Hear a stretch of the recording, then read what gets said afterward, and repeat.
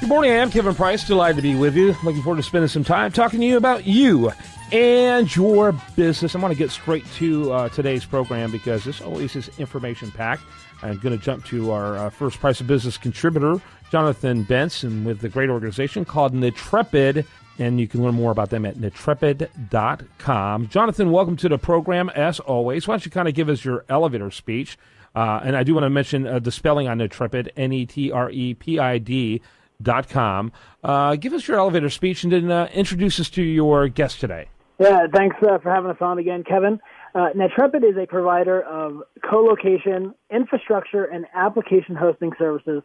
We're located in Harrisburg, Pennsylvania, and we like to help growing companies accelerate their technology from the ground to the cloud. And my guest today is Kevin Lancaster from a company called Windvale.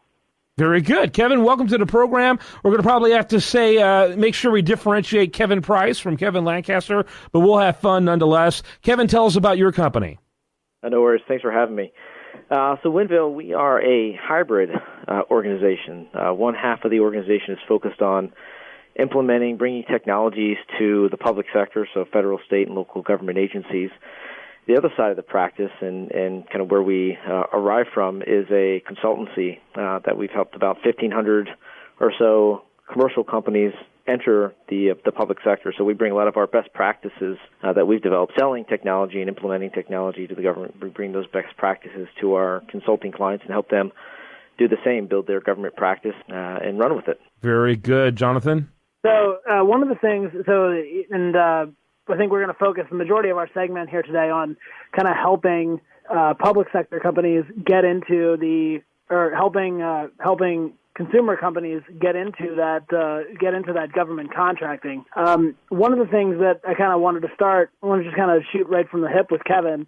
There's obviously, with your expertise in technology and your expertise in government, I think there might be some things that companies that want to break into the government sector might not be ready for. Is there like a checklist when you're going through their technology specs that you work through with them to make sure they're technology prepared to make that leap? Yeah, absolutely. There's probably two ways to answer that. Certainly one from a technology standpoint, especially these days.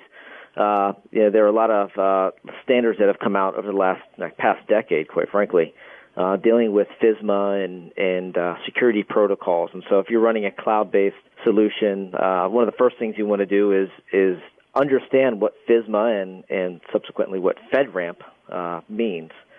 These are just much like you have in the healthcare space. You'll have HIPAA and SOX compliance, what have you. The government, when they're looking at cloud technologies, they've set a framework, guidelines, a security framework that you have to make sure that you abide by, otherwise they're not going to. Chances are they're not going to consider your technology if you're not at least speaking the language, benchmarking your security posture and protocols, how you handle data at rest, data in transit, what have you. So I think the first thing to do is familiarize yourself with this concept of FISMA, which I think stands for Federal Information Management Security Act. I'm probably butchering that a little bit, but FISMA for short. The second thing, we tell a lot of companies, we deal with a ton of companies that are new to the marketplace that have, for one reason or another, decided to go into the public sector. First thing we do is say, all right, the data's out there.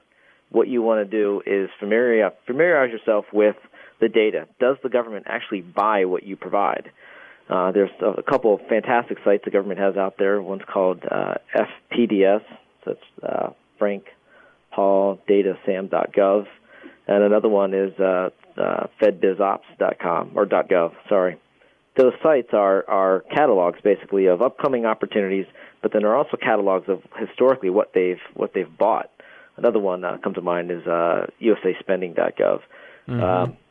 So we say know before you go, because chances are in the technology space, they in some form or fashion they probably buy what you provide, but you really want to make sure that you're doing your research up front, because a lot of organizations spend a lot of time and a lot of energy, a lot of money entering this space, not knowing where to start, not knowing who their potential sales targets are, and how to reach them, whether they need contract vehicles like the GSA schedule. Phenomenal information, and this is why it's really important for people to check out the website, winvale.com, winvale.com. Jonathan, your next question. So once you get the technology squared away, right, you know the technology that the government is trying to purchase, and you have your own infrastructure set up properly to be able to serve them appropriately. You know, there's probably some sales tips that I assume that you guys have as well. Can you share 2 or 3 quick sales tips for companies trying to move into the public sector? Yeah, I'll try to keep it brief, but it kind of goes along the same lines. Again, it's knowing your targets. For as much information is out there, what they've bought and what the upcoming procurements are, there's a ton of information through the agency exhibits about what they intend to buy.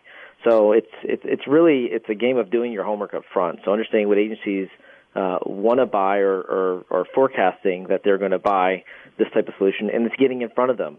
I would say the days of emailing and bulk email, spam, all that stuff, doesn't work. So stay away from that. There are, a ton of still agency-specific events that happen. So gone are the days are a lot of the big trade shows like the GSA Expo. I think that's now lives in infamy. But each agency, so if your target, if you through the research you identify the Veterans Administration, for example, as a target of yours, each one of their VISNs throughout the country has industry days. So go to those industry days, get in front of your prospects, build the relationship, introduce the technology, and start the sales cycle. It's really no different than the commercial space, quite frankly. Mm-hmm. It's relationship-based. It's just knowing where to do the research and how to get in front of them. Very thorough. I really appreciate your insight and information. I love listening to people like you. Unfortunately, we have such limited time, Kevin. By the way, I do want to mention again, winvale.com. That's WINVALE.com. Jonathan, why don't you wrap it up for us? Well, Kevin also does a podcast, which I know, is specifically related to government contracts. Can you tell us a little bit about what you do on the podcast, and the type of information that people might find there when they download it? Yeah, no, I appreciate you mentioning that. We're actually relaunching that. We've been doing the podcast, I guess, passively here for about the last year and a half. But so I've got a lot of subject matter experts that we bring in. So we know what we know very well, but then, as you know, the world of government contracting is so large. So we cover topics about really what it means to be an 8A organization, for example, not just getting your certification, but how to really utilize your certification. We talk about if you're a small business and you're teaming with a large business, how to protect yourself in a teaming agreement, subcontracting agreement. So we really try to touch on the second, third, fourth layer, topics that aren't really thought about when companies are getting into the marketplace. It's a lot of that trial by fire. Once you're in the market and you're starting these activities, you kind of learn as you go. So we try to bring these topics to light to help them make quicker, better informed decisions when they're entering the marketplace. That's what the podcast is all about. Where can we find that podcast, Kevin? It's just on governmentcontract.com. Governmentcontract.com. Pretty simple. Thanks so much. Thanks to both of you. Netrepid.com. Make sure you check them out as well. Thanks, gentlemen. Thank you. Yep, thank you. On the show. Do want to remind you, best content here does show up over there at usdatareview.com, and you're listening to The Price of Business.